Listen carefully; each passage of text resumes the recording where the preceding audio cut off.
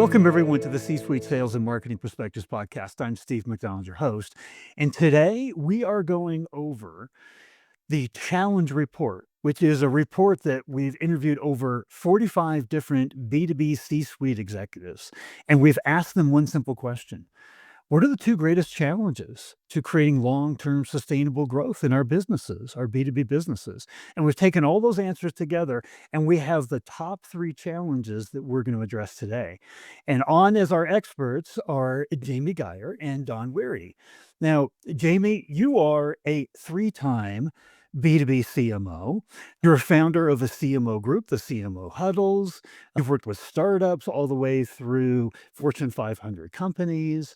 You are also one of the most quoted guests from our podcast. I'll have to say that. And I'm going to talk to you about a few of those today. We're going to dig into those. And Dawn, thank you for coming on, by the way. So you have a very unique background. Right now, you're the Chief Revenue Officer and Partner at Chief Outsiders. Now, for those of you who don't know who Chief Outsiders are, they are a fractional, would I say C-suite firm? Is that right? You lead an entire team of folks that are operating as C-suite executives within companies all the time. So between all of your own particular backgrounds, the CMO huddles, the conversations you're having there, the conversations your C-suite executives are having with your clients every day, I think you're really well positioned here to have this conversation. And Don, you also have a very big background in marketing, and you are now CRO. So you've looked at this from two different lenses and angles. So all of this to say is, I'm really excited to have you on today. If you wouldn't mind, Don, I'll let you start. Maybe expand on that a little bit in your background before we get started. As you said, I am a CRO for Chief Outsiders, which is 100+ fractional chief marketing officers, chief sales officers, chief revenue officers who go into companies to help them grow, reach their next level. My personal background is, as many of my colleagues, I've worked for multiple Fortune 500 or multi-billion-dollar companies before becoming a fractional, which I love the change because it's just wonderful to work with mid-sized businesses where you can make an impact quickly. And my unique thing is I'm an engineer by training. I love the data side of it. Fantastic. JB, how about yourself? I haven't switched professions, so I must have found what I really love doing, which is marketing. And while I've worked for Fortune 500 companies, GE, Microsoft, I particularly enjoy working with the high growth companies. I don't know if that's just self-inflicted pain, but there's something special about being able to create and help scale a company and grow a company beyond just the functional role that you do. And I find in these smaller, mid-sized organizations, you can lean in more around culture and product requirements and other areas of the business that I find particularly fascinating. But the fact that I've been doing it within the realm of a marketing executive, I consider myself very blessed that I found exactly what I enjoy doing every single day. And when I'm not a chief marketing officer, I'm a chief mom officer to a young man. Now, I guess I can't say kid because he's getting ready to go off to college. So that's been a big joy. And I probably learned more about business through being a mom than I have a marketer. What we're going to talk today about in this challenge report, there are three top challenges that came out of asking the question about what are the top three challenges to creating long-term sustainable growth. Here's the number one challenge. It was very surprising to me. Internal alignment. We love to talk about things that affect us from the outside, the competition, the market, COVID, our competition. But over 70% of C-suite executives said that internal alignment was their greatest challenge to creating long-term sustainable growth. Absolutely amazing. Second one was the lack of deep knowledge and understanding of our own customers, and using that, the voice of highest authority in our business, to drive our entire go-to-market strategy. The third one was balancing short-term versus long-term objectives internally and how we do that. And I know, Dawn, I'm going to love to hear from you because we're very revenue pipeline focused, but we also have to be very brand, very long-term focused.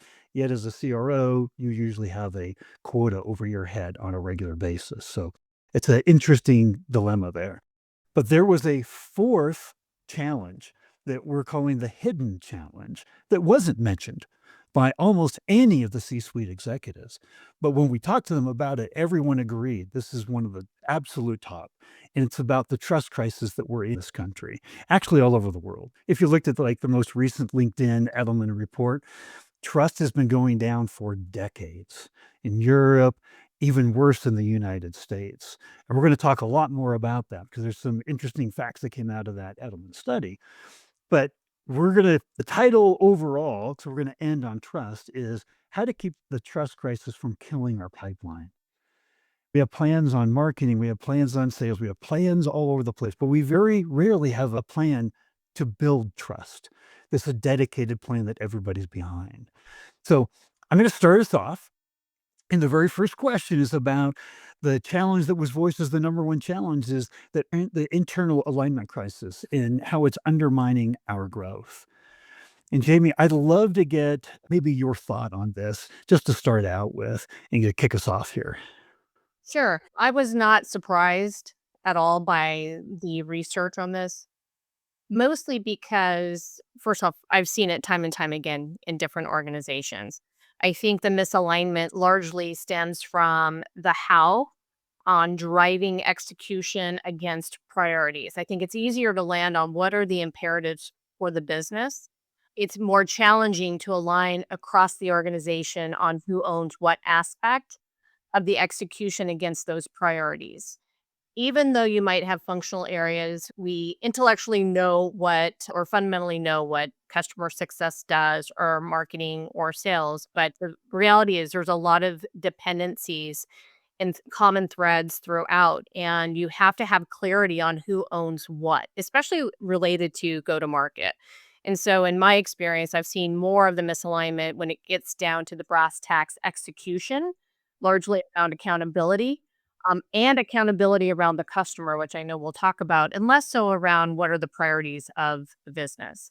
So if you don't have super clear alignment and around who is expected to drive and who is a participant, a lot of the times you walk out of the room thinking you have alignment and then progress isn't made. How many times have we all been in meetings? We've all been in agreement of what we need to do, and then you get together for the next meeting, and half of it hasn't even been started. And 3 months later, it's the same thing. A really important insight there because even if we do get agreement, that doesn't mean that we're moving forward. So that's a really important point. Dawn, I know you have plenty to say on this subject as well. Well, I'll start with I am in 100% alignment with Jamie, and that it didn't surprise me at all to hear that. And I do think people sort of intellectually agree on things. They might be aligned, at least they know the goal, but sometimes it's hard to remember how my work specifically contributes to the goal. And I've seen a lot of times, I've actually seen a number of studies about how much we spend time firefighting internal things. So I've seen anything from a day a week to 3 days a week. Basically, 20 to 65% of your time is spent firefighting internal things.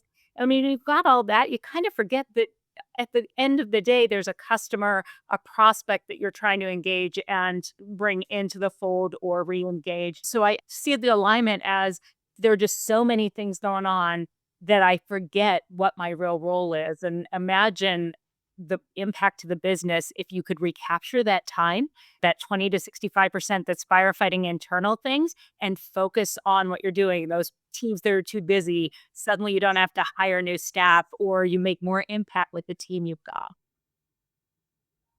That's probably a big reason why the execution doesn't happen, driven by those fires. And those fires aren't always the things that we know we proactively need to do to move the business forward. And two, when you make heroes out of people who are doing the firefighting that are self-inflicted fires that were generated by the business. And so we even reward the wrong behavior when it comes to that.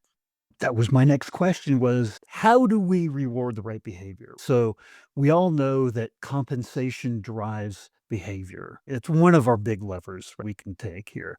But what have you both done internally to help this misalignment and then missed execution as opportunities to help grow the business? What do we do about this? So I think one of the things is keeping it front and center and recognizing the fact that I think part of the reason that we reward the internal things, it's quick. We see it, you do something about it, it's very easy. Sometimes that brand building, the bigger trust building that we're going to talk about later, it takes time. So it's hard to see those milestones. So knowing what the milestones are, reward at every phase and rewarding the fact people are working together on it. Absolutely. Jamie, what do you think? I would say that when you have in driving alignment, so let's just, if it's related to execution, I'm a big believer in SLAs, playbooks, and then shared KPIs. And so I spend a significant amount of time making sure that there are really good SLAs among the GTM members. So, what is my role as a marketer? And when I do a handoff, what is the expectation that happens when that handoff is made to either the sales executive or a solution consultant or an RSD? And what does that mean? Being super, super clear. This gets back to the how to execute and the fundamentals around that. So I'm a big believer in SLAs. I don't mean to over engineer, over process, but I think it can be very helpful, and getting everyone to sign off on that and then having the shared KPIs. And if you're not all feeling skin in the game around something, then you're more inclined to go off and do your own. But if there's a shared number, we're going to be checking in with each other to make sure that everyone is marching towards that and we're contributing in the way that we're supposed to and meeting that number and that goal. Yeah. And if I can add on to that real quick, just the simpler the better on those KPIs. If you've got too many things you're measuring, everybody's looking at different ones. If you've got just a few that everybody is accountable for. You know, it's interesting. You'd be amazed, or maybe you wouldn't be amazed, but how many CMOs understand SLAs, what they are, but don't utilize them. That there are no SLAs between marketing and sales and the rest of the go-to-market team. So just having those is a really good start. And then I love, Don, your thoughts on, because we can become data happy, we can be KPI happy, but you're right. If you diffuse and you're trying to track too much, then the accountability factor goes down. Well, and here's an example. One company that I worked for, we had to implement a complete new, built from the ground up go to market engine. And it was a combination of data, systems, tools, processes, agreement on ICP, all of those things. When you're introducing so much of that change, that SLA becomes really important, because in a case like that, to get even lift and value out of it, it has to be very clear who owns which aspects. So, down again to the brass tacks, for example, your CRM data needs to be very clean and up to date. Who owns doing that at the account level? Who owns doing that at the contact level? Who owns making sure that the processes that are in place at the handoffs are very clear and what those definitions mean? I think definitions and language is really important.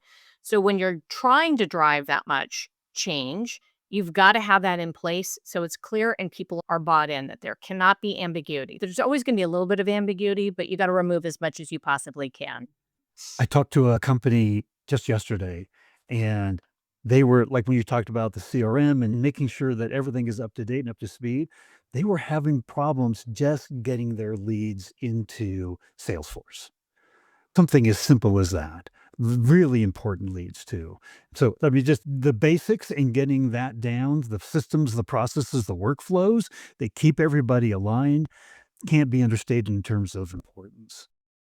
There's another thing, and this is, I'm going to take a right turn here in terms of importance. It gets into the area of the second big challenge that came out of the report, in that we don't have this deep understanding of our customers. We have a high degree of familiarity because we talk about them all the time. We track them all the time. So we think we know. But in the end, if we're not constantly in a conversation with our customers, then we don't really know. And so, Jamie, this is one of the most quotable quotes that you said. You said, our campaigns always perform better when the voice of the customer precedes ours. Now, that has two factors. A, you have to understand deeply the voice of your customer. And then in terms of execution, like you talked before, you have to put that in place, not only internally, but into all of your campaigns and sales enablement materials. Expand on what you meant when you first said that over a year ago.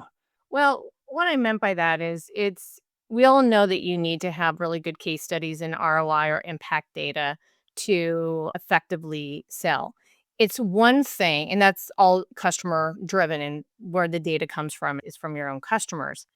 However, there's a big difference in the vendor promoting that data versus the customers out speaking about it themselves, whether they're on stage giving a presentation, if they're in dark social on their Slack channels where they're making recommendations. There's more credibility and authenticity when it comes direct from the mouths of your customers and not necessarily from the technology partner. And to provide clarity as to what I was saying, those voices matter just as much as the data. Who's saying it is as impactful as the data itself because of the trust and the credibility around that. One thing I do want to add is you mentioned we don't know a lot about our customers. And I think that you're correct in stating that. And part of it could be we wait for that quarterly QBR, we wait for that NPS data to come in. What we should be doing is just random check-ins with our customers or dinners or dine-arounds or go visit. That's the other thing is we need to spend more time visiting our customers and not doing it over Zoom. But you just got to do a random check-in. Like, how are you doing today? Don't necessarily wait for that QBR, which is mostly a report out and less of a conversation. Sometimes that's the trap that companies fall into. But just make sure you're getting very close. And then there's other things that you can do, cabs and that sort of thing. You had mentioned a story when we were talking before this about who says it, the message, but who is saying it means the most. And you talked about what a speaker at one of the most recent conferences that you went to, and where all the speakers get rushed by the crowd. They all want to come up and everything. But if you could recant that story of what that speaker asked and what happened afterwards, I thought that just was brilliant to accentuate your point. It was a kind of a cool presentation, potential buyers for what I was selling to an audience of largely vendors, technology vendors. And so the panelists were talking a little bit about how to best build a relationship with us and how we want to quote unquote be sold to, which is you don't sell to someone, you develop a relationship and you become a trusted advisor or partner to them. But the points that she was making is number one, the messenger matters just as much as the message.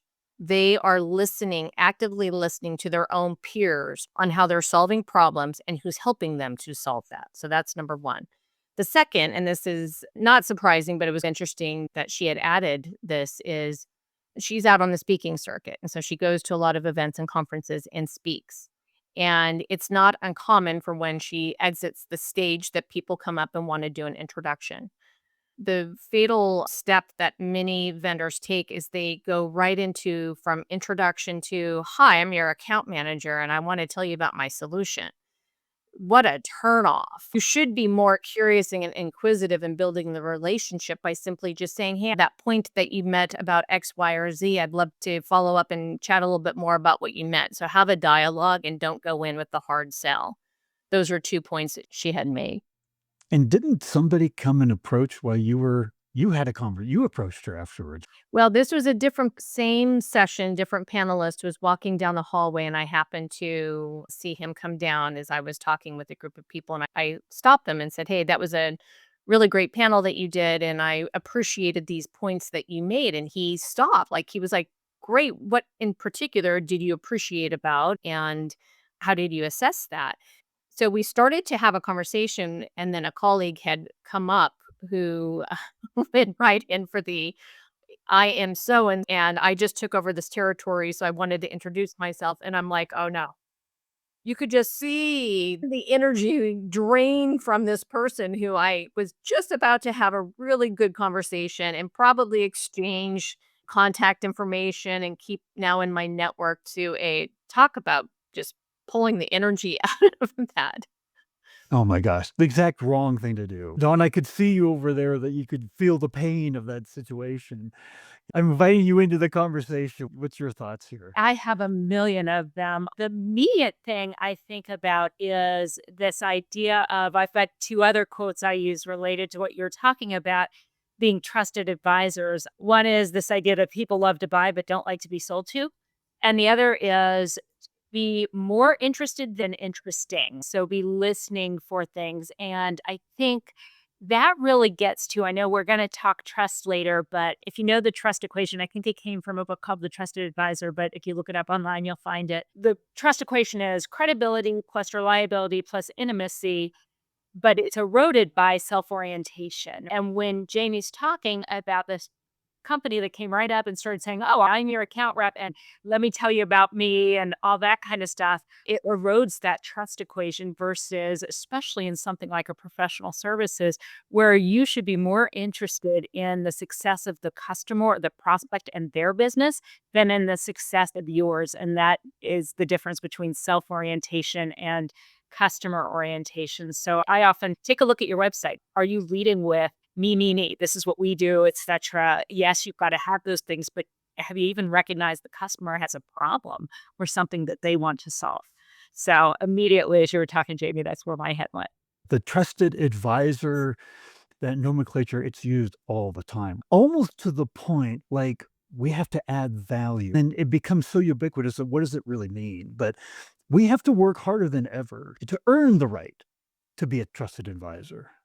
And I think this goes really well into, we've talked about it, but I want to dive right into the trust issue. And not only are we on the decline in trust, but out of that same LinkedIn Edelman report, 32,000 respondents, 61% thought that businesses selling to them were being intentionally misleading. There's a whole nother report that came out that said that of the materials that we put together that represent the value that we create for our clients, 74% don't believe them. They think they're not worth the time. And there was a third study that came out. This goes right back to Jamie, what you were saying earlier, is that we trust our peers more than anyone else. We trust our peers at the same level as scientists in terms of credibility. So when you talk about the voice of the customer leading ours, what we're doing is we're saying we're putting the most trusted voice to our audience in front of ours. Because unfortunately, we are lumped, no matter how trustworthy each and every single one of us is, we're lumped into that crowd of the B2B sellers. And we are the bottom of the totem pole. We have we have skin in the game. We have a lot to benefit from if we make the sale. That's why there's always in conversation that's a seller to a buyer, there is a shield that's up. You're being sold to. So I want to ask that in that state, we talk about pandemics, we talk about epidemics. We are in the middle of one called trust. And trust, where our brands are trust marks. Remember back to, branding or marketing 101 in school. What do we do about the trust epidemic? Jamie, I'll kick it off with you. Sure. And I'm not, by the way, again, I'm not surprised by the data. And we have to, in reflecting on that those sentiments are derived by actual real world experience. And so if trust is eroding, it's because somewhere along the way, the experiences people have had in buying products or working with vendors or services has eroded or been breached in some capacity, which is why trust is super important because we know that other studies indicate that when a buyer or customer trusts you, they're 2 times more likely to purchase again or expand or do more business with you. And so you need to be sure of that. But the reality is trust takes time to build and to earn. And it's not just when a buyer becomes a customer. It starts from the first moment that they start having a conversation with you or hear about you. And I add on the hear about you because, again, they're more likely to trust the information that's coming from their peers. And so you want to make sure that your customers are armed with the information that they need to effectively. And they're only going to do it if you've actually delivered. So let's be super clear on that. Part of the trust equation is you've actually delivered the things that you promised that you would. And if you've breached, that's the first thing. That's where your net retention rate is going to go out the door. And so you have to be careful of that.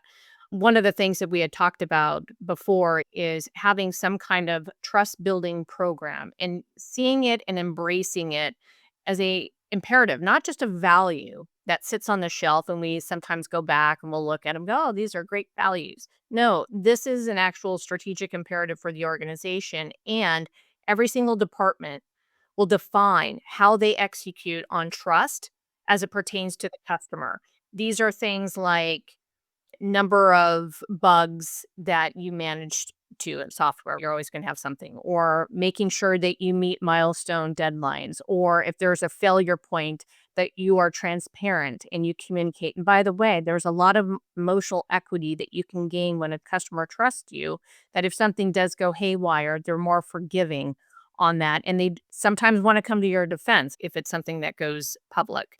But I think to instill it into the DNA of the organization, you have to define what trust means from the marketplace and how every single department builds it, maintains it, and manages it, because they have to have that clarity. This is getting really prescriptive with what that means for engineering and the quality of the code that they release to our customer support teams and meeting implementation timelines to even marketing and truth in advertising. You know, just to accentuate your point, on another podcast, I just recently interviewed the executive director of GRC at one of the world's largest banks. And the whole point of the conversation was with governance, risk, and compliance. How does that impact CX and trust? Now, fast forward, talking to another trust and safety expert at another large financial institution. Same thing. All these different departments have the ability to impact trust, delivery of services, the experience that our customers and our clients that we deliver to them. And it isn't just the CMOs or CROs, it isn't just the C-suite. It really has to be, that's what I'm taking away from your comment. It has to be a company-wide effort. Everyone has to feel it and understand it and realize that everyone in the organization has an impact on it, down to the person, the receptionist, and how he or she treats the person who's calling in. It's everybody. And when you have that collective power of focus, it's the greatest currency that a company can have, truly. I'm just going to follow on to that. I agree. I think I like to think of it as the whole experience. It's a trust bank. So every time they have a good experience with your company, it adds a little bit into the trust bank, or with you personally. Every time they have a bad experience, it takes a little bit away. And so you don't want to get below zero. And I'll share a couple of examples. And I'm going to reference back to that trust equation again, and specifically talking about reliability in one of these examples. So I worked with a company, and kind of contrast that they made floor coverings, custom floor coverings that went into office buildings. And so designers relied on those to be there the day they thought they would be there. Otherwise, it kills their schedule. It means they may not get a bonus because they don't deliver on time. They've got a lot of firefighting that they have to do, back to that theme. And I remember getting a call from someone who had to call 27 different people in the company in order to find out why her delivery hadn't shown up that day. And it hadn't even been manufactured yet. So the company knew weeks earlier that it was not going to show up on time, didn't bother to tell her. And I'm a big fan of communications. If you just let a customer know where they stand, it goes along. So that was a bad one. I guarantee she never bought from them again. Different comparison, I had a company that I was working with. We made materials that went into military, and during wartime, they got first choice. So we were low on material. We met every single day to talk about who was getting material, and had a communications plan to let anyone who wasn't getting material know ASAP that they weren't getting it. And we built customers for life, because even though they didn't get the product, they knew what was going on and they were communicated with. So it built a lot of trust. So just those simple things of mapping out where are the places you can win and be transparent with customers and build that reliability and be with what they need, versus where are the places where if you ignore it, you're going to deplete that trust bank. The idea on that trust bank is so important too, because we've all seen the studies that one poor customer experience, that can be the end of the relationship. So unfortunately, it's not equal. Like when you put good experiences into the bank, it's not equal to the bad experiences. Right? Those far outweigh the good. I remember my wife, when we first had our kids and we were raising them, she said, for every 10 things we tell them that they did wrong, or one thing we tell them we did wrong, we got to tell them 10 things that they did right. They're going to remember the one thing they did wrong the most. So, like, how are we? And you guys talked about we have to have a plan. Even Forrester talked about that we don't have a trust building plan. We have plans for so many different things. And Forrester put out that trust was the number one strategy that business needs to work on today. That's how important that this is. So I just wanted to ask a little bit more about, now we're getting into this balance, the third challenge that came out of the report, the short term versus the long term. And building trust isn't just a brand thing. Like you mentioned, Jamie, it's every single day, it's every activity down to the receptionist. Our C suites and our boards tend to look at short term KPIs. Nobody really ever goes into a board meeting and everybody sits up and goes, "How's the brand doing these days? Don, tell me a little bit about the brand." That doesn't happen. So we tend to naturally get focused on short term. We have quotas that focus on short term, our boards, our C suite. We're driven by the short term. But knowing that the brand and the trust that we've just talked about is one of the number one things we need to be doing. How do we balance that? So I'm going to let you take the first crack at this one if you're all right.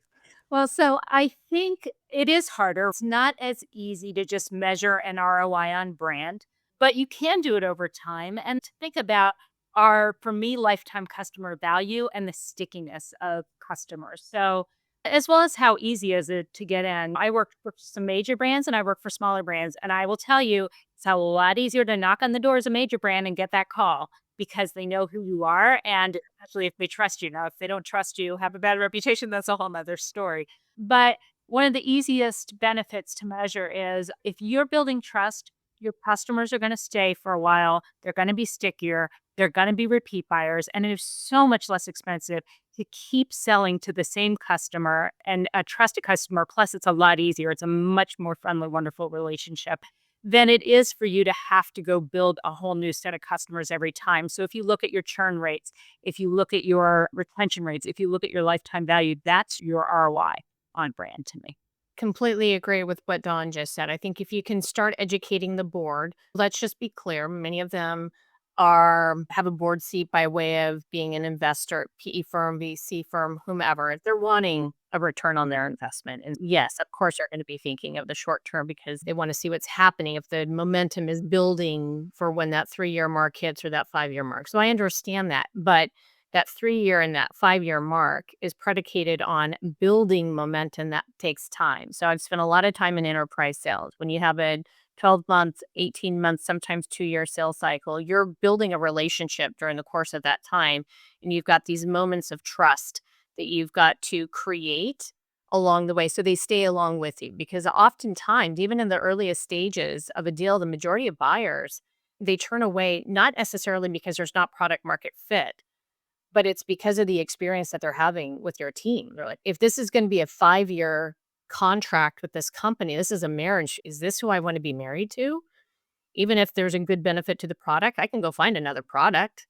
So I think how you explain it to a board so they don't equate brand to the latest advertising campaign or a tchotchke or the t-shirt that I'm wearing that says company name or whatever else. They have to understand that it's an aspect of the business strategy. It is the DNA and everything is connected to trust. They have to start seeing that and how people purchase based on it. My forward path has always been you've got to balance both. So I am going to invest in some of the longer term programming that naturally builds that, while in the quarter I have specific campaigns and programs that I'm executing to that is helping to generate pipeline or advanced deals that are already in the pipeline. So at least there's a little bit of a balance to take the pressure off of why are you focusing on these other things. So it's a balance. But I think the other point to be made real quickly is, and I know this data has been shared many times for the last couple of years, is you only have so many buyers that are in market at a given time. Others, which is, we can debate how many, but let's just say it's 90% are not in market. At some point, they may be. And so you want to have the recall that when they are in market, when they've already gone through a search process to identify who are potential problem solvers for them, that you come to mind. And so they need to have that brand recall. And we have to remember people are on information overload. We're not lacking for data. We're not lacking for information. So your ability to be recalled at a moment in time is absolutely critical. That recall stems from your brand building efforts. One of the things that you said in our podcast a year or so ago was that today's brand is tomorrow's demand. And I'd love to know, Don, what you think about that, because I ran that by no less than about 15 different CROs, and every single one of them agreed to that.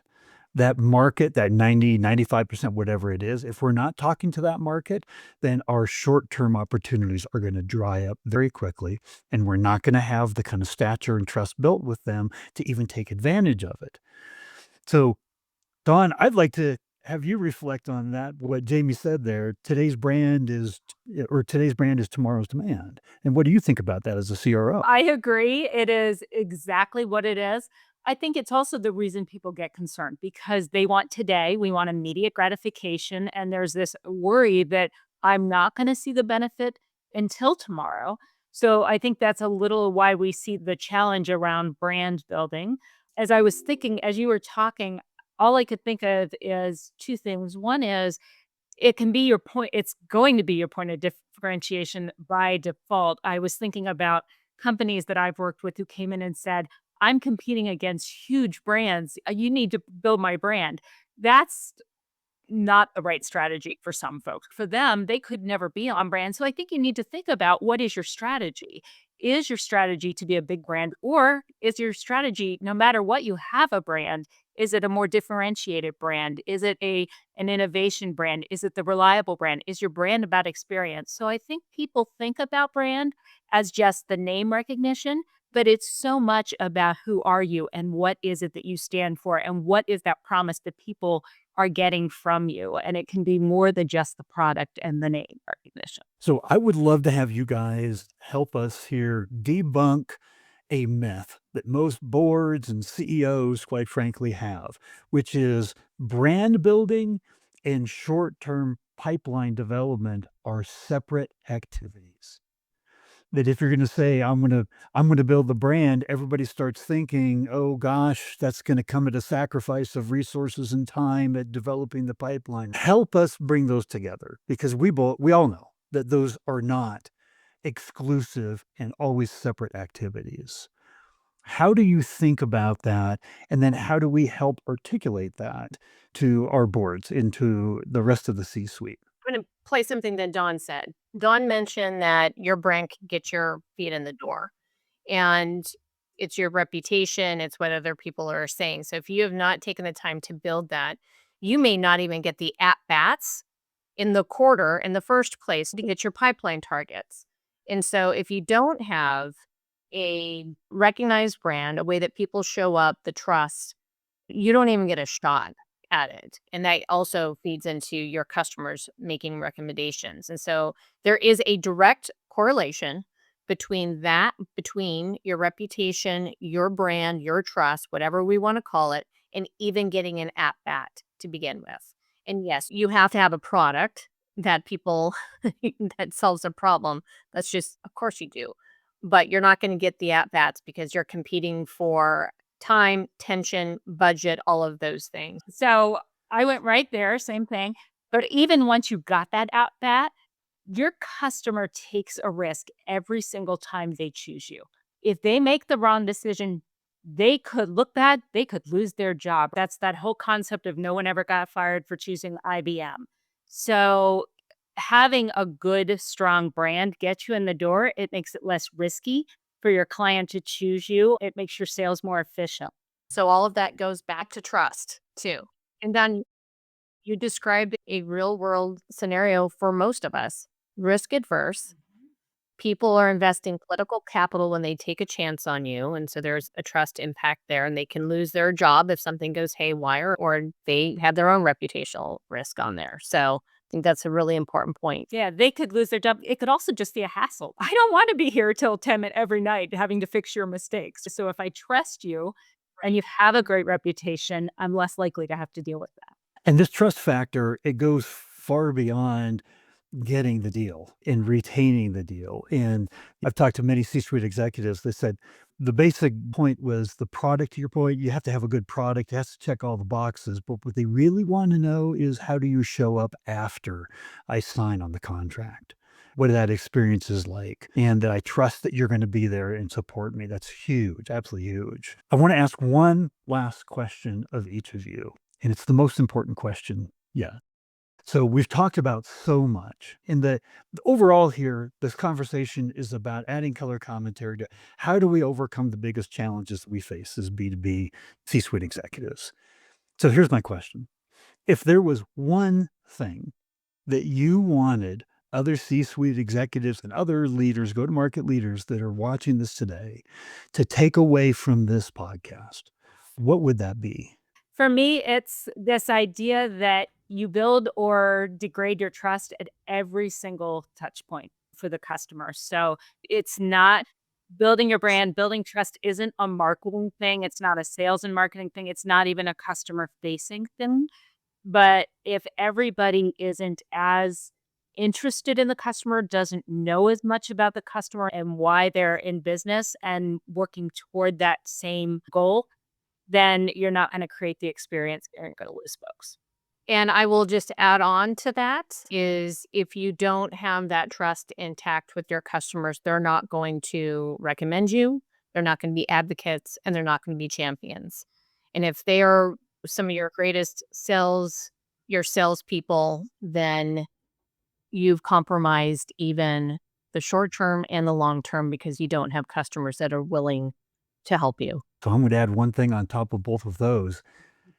And this is another Forrester stat, 73% of our revenue as B2B companies comes from our customers. Customer focus is at the core of our entire go-to-market strategy. It is the way we become successful. And so I just wanted to say thank you and that I know people are going to have questions. Is it appropriate and okay if I give a link out to each of your LinkedIn profiles so that people could reach out and ask questions? Absolutely. All right. The mission of this podcast is to bring together executives from all over the world. And we talk to C-suite executives all over Europe and in Asia as well. And if we all bring our own unique experiences, insights, and perspectives to the table on how do we succeed, then that is like the rising tide that lifts all boats. And I just wanted to say thank you for being a very important part of that tide today. So thanks for coming on today. Thank you for having us. Thank you so much.